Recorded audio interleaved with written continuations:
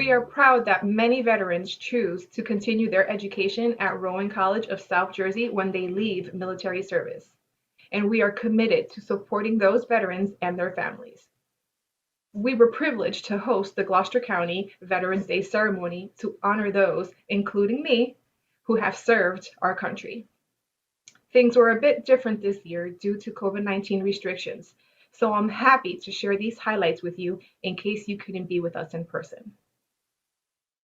Oh, say does that star-spangled banner yet wave o'er the land of the free and the home of the brave. Today we honor our veterans who unselfishly placed their lives in line for our freedom. Those men and women were ordinary people until they heard the call of duty and answered it. They left their families, their homes, their lives to protect our country. As we honor our veterans, we thank them for their service and sacrifice. We also salute those who are currently fighting for our freedom here and around the world. Veterans Day is truly about thanking those who have served our country. Would all the veterans who are here today please stand if you are able so we can acknowledge you and thank you for your service.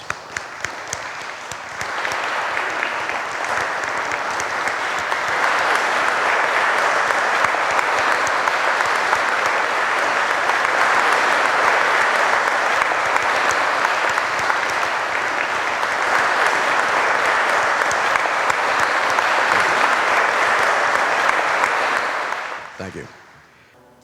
Welcome to Rowan College of South Jersey. We are extremely proud, to those of you in attendance and those online, to host this event under extremely difficult conditions. But maybe that's the true test of this country, that we accept and understand that our military and our veterans have been the ones that have gotten us through these situations in the past, and they'll do it again. So we're proud as an educational institution to be part. Our motto here is that we are a student-centered culture, but at the core of that culture is the veteran. We have established everything we can to be what's ranked in past years as a military-friendly college school, and we believe in that to the beginning and the end of what we do every day when we come to work.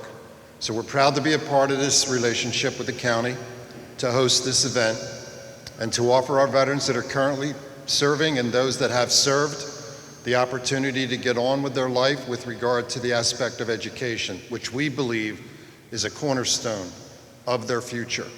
And we're proud to provide this piece to the veterans of our country. So we welcome you. We once again want to honor the veterans, those serving, with regard to what you're doing for this country at this time. And once again, we hope you will take time today, as all of us here in this educational sector will do, to reflect on that thought. Thank you.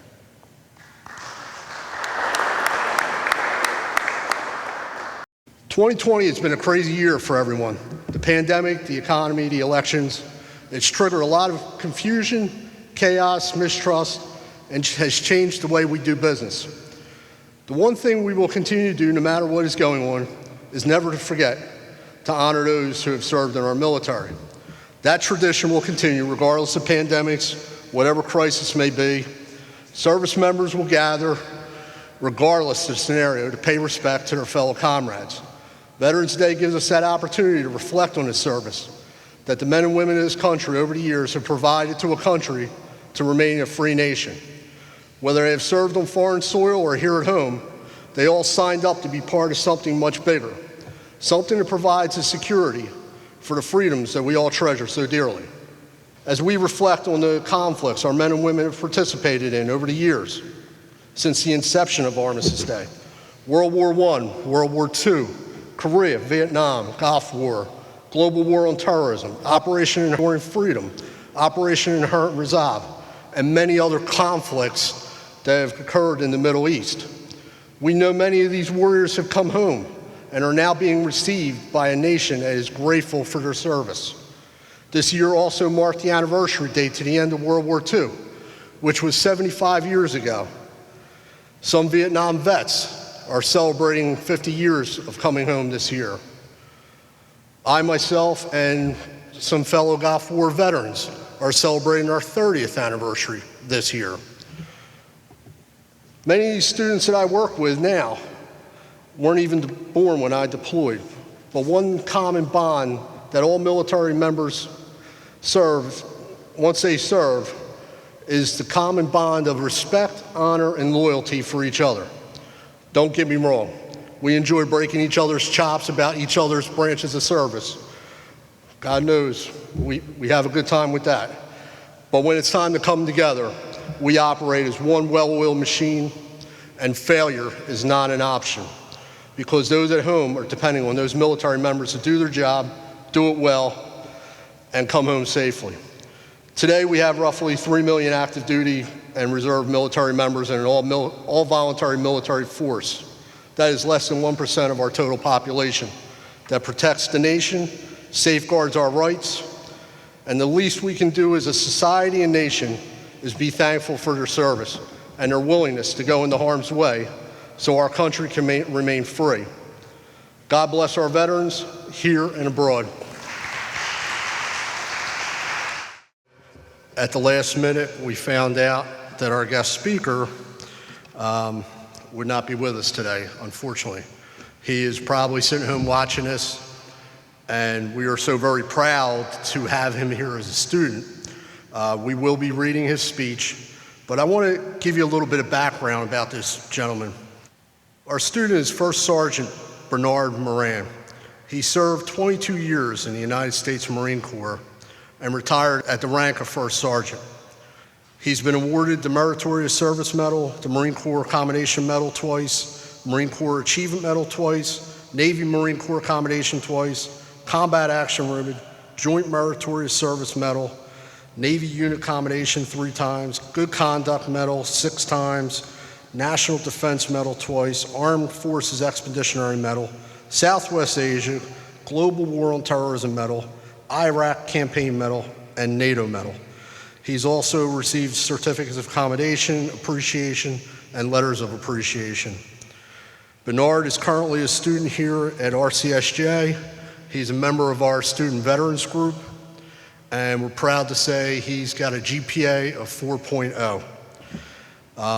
Bernard is a great example of an individual that's transitioning from the military, and I'm proud to have him on our team here. So without further ado, I'm going to go right into his speech. Good morning, staff, professors, fellow students, and fellow veterans. My name is First Sergeant Bernard Joseph Moran. I was asked to speak today on behalf of the student veterans of America. And however, before I begin, I would like everybody to get up out of their seats so we can knock out some Marine Corps push-ups. He's got a sense of humor. A little bit about me. I was born and raised in South Philly. Prior to graduating high school, I knew I wanted to be a United States Marine. As a senior at Roman Catholic High, I went to the local Marine recruiter's office without my parents' knowledge and signed up. On October 31st, 1994, 26 years ago, my recruiter came to my house, picked me up for boot camp. The next morning, I was on a plane heading for Parris Island to begin my journey to become a United States Marine. I am not going to lie, my emotions were all over the place. I was nervous, scared, and terrified. Well, terrified is probably a better way to explain my emotions. After going through some of the worst moments of my life for 13 weeks in Parris Island, I earned the title United States Marine. In 1995, I was sent to Camp Pendleton, California, as my first duty station. To make a long story short, I could not wait to make it to the 4-year mark so I could get out and become a civilian again. Like most young Marines, that is all we talked about. Sometimes you would hear from the guys how much they wanted to get out. However, coming up to my 4-year mark, I made the decision to re-enlist for another 4. I thought to myself, if I got out of the Marines now, what in the heck am I going to do back in Philly? After I re-enlisted, I was sent to Japan for a year. I then transferred to Camp Lejeune for 3, And in 2002, I was voluntold that I had to go on recruiting duty. Finally, after a very long and stressful 3-year tour as a recruiter, I transferred back to Camp Lejeune. While in North Carolina, I volunteered to go to Iraq on a year-long deployment, attached to a military transition team with the 1st Iraqi Army Quick Reaction Force. I deployed 2 more times, this time to Afghanistan, on 2 separate occasions for 7 months each. In 2014, I transferred back to Camp Pendleton, which is where I started to realize I was not getting any younger. I thought it'd be nice to be home and spend some much needed time with the family. Being away from home for many long stints at the time, I missed out on an abundance of family events such as birthdays, graduations, reunions, and much more. After much thought, I submitted for retirement from the Marine Corps on July 31st, 2016. I was honorably discharged after serving 22 years of doing something that I absolutely love. Coming back to the local area, I ended up briefly staying with family in Williamstown. Honestly, I was clueless of what my next steps were going to be. Part of me was like I really didn't want to do anything due to working 12 to 14-hour days with little to no time off. But a short vacation, I landed a job in Philly as a manager. To be quite honest, I struggled in my first civilian job as I started to struggle with the transition from military life to civilian life. It's not like I could not do the job, but I was having issues adapting to the lifestyle that I was used to living for 22 years. After working for a year, I decided the best thing I could do was resign. The transition for me was really taking its toll. So finally, I had to walk away from a possible career that could have proven to be very beneficial for me years to come. The military does a fair job transitioning its members to civilian life after serving 4 or even 8 years of service. But I think something should be done to assist those that have served 20 plus years and better equip them for the challenges of civilian life. I looked more into the benefits that I rated from the Veterans Affairs Office, and I found some interesting things that I actually rated for and I didn't even know about.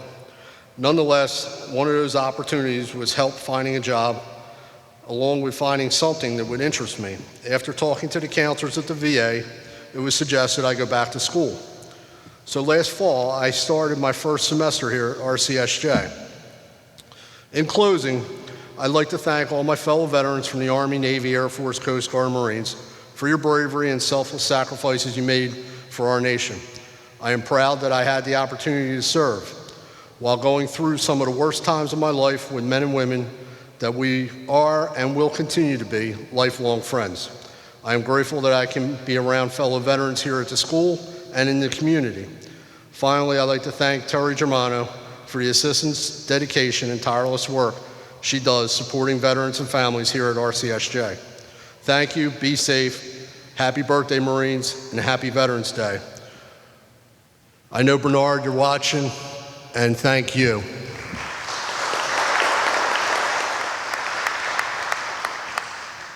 Unfortunately, because of health reasons, Bernard couldn't be with us today, but we are recognizing Bernard Moran, First Sergeant, United States Marine Corps, as our Student Veteran of the Year.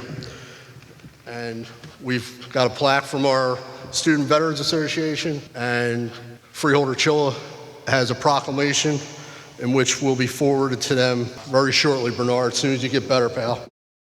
On behalf of Freeholder Christie, we have a certificate of commendation for Bernard Moran. It's a great pleasure the 2020 Board of Chosen Freeholders presents this acknowledgement recognizing your dedicated career in the United States Marine Corps, as well as your dedication to completing your degree of business at RCSJ. Board of Freeholders thanks you so much for your service and wish you luck in your future endeavors. Signed by all the members of the board.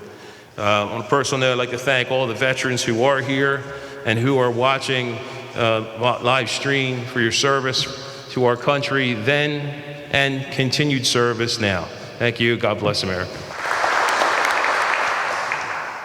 So here we are, Veterans Day, the 101st. You heard the history, how we got here. It is not Memorial Day, but they're never far from our thoughts. We're thinking of those 339,519 veterans in New Jersey alone. Over 15,000 right here in Gloucester County. When they went off to their different locations around the world, their families are left home. There's that void of that spot at the dinner table. So when we talk about what we owe in terms of a debt of gratitude to those men and women who served, they put their lives on hold. They put their opportunities, whether it's education, work, or just being home with their loved ones. That's something special. And the way we treat them is indicative of the people we are in this country. And on behalf of a grateful nation, I want to thank all the veterans for what they've done for this great nation. God bless. Today, we stand to honor the most honorable amongst us, and we must continue to carry the burden of their sacrifice, lest we lose sight of what true freedom is. Today is for remembering. Stand in honor of them. Walk in their path of duty. Remember the cost, and hold in your heart the cause of freedom. We remember today, Veterans Day, our veterans. God bless.